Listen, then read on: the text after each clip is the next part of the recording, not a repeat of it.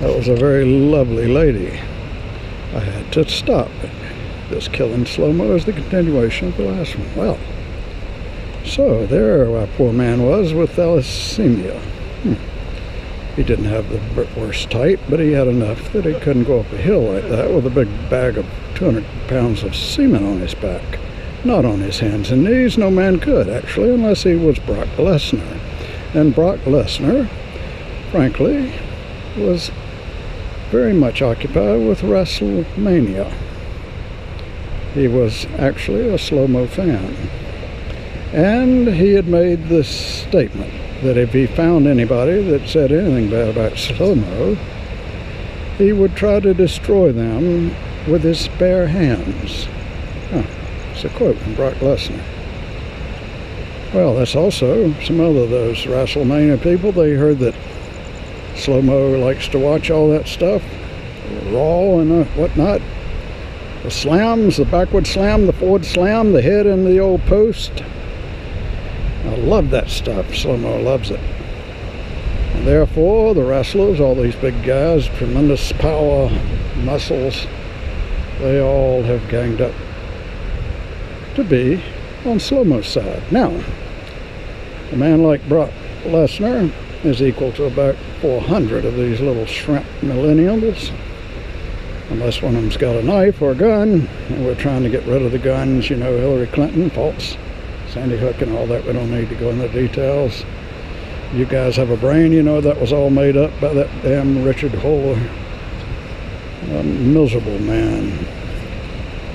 Our country has been in the clutches of very, very sorry, brave people. But I don't need to go into that. We knew about this wicked woman who was dead, but she had a myoclonic jerking left leg all the way down to the toe. Well, Jocko was still working over at the side on his bomb. What was Jason doing and what was Billy Bob doing?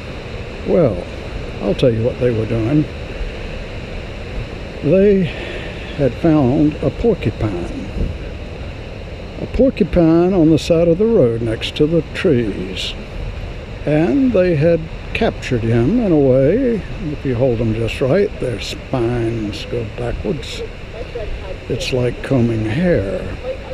If you're a very adept person, have no fear, you can sneak upon a porcupine, pick them up. Many of us have had that experience. Now, if you hesitate, they will spread these little needles everywhere and you will be very sorry. And you will have to go to a veterinarian because they're the only ones that can pull these things out without damaging the surface of your created substance.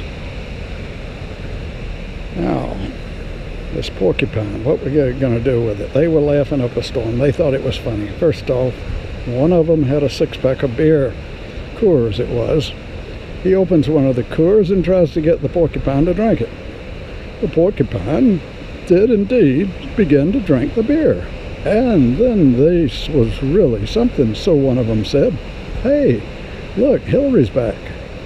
There's that lady, the one that's dead. Put the porcupine on her back and take a picture." "Oh no, let's do it. Let's do it. All right, everybody get down and pose like in a big picture." And believe it or not, they put the porcupine, who was still drunk out of his mind by now, having drank a whole beer. They were using a little cup to help him because he wasn't used to a can. Anyway, but porcupines are adapt to things very quickly.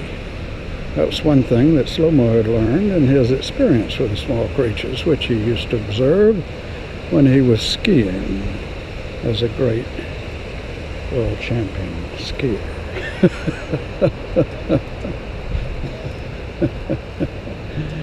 In the mountains of Utah, who I understand is voting for Trump. Well, that's another matter, isn't it? Now,